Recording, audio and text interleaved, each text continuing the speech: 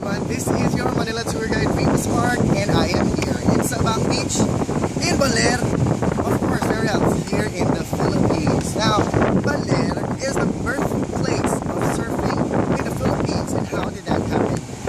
The production staff of the 1979 epic war movie Apocalypse Now actually shot some scenes of the movie over here in Baler, and they discovered surfing here in Baler, and afterwards they left their surfboards to the locals of Baler, and thus this is the birthplace of surfing in the Philippines. Take a look at Sabang Beach. Beautiful, beautiful, expansive view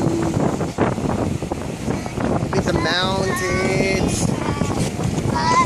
Hi, Merry Christmas. Wala pa, Adi. Wala pa, mamaya na lang ha. Tignan mo naman, Christmas carolers on December 31.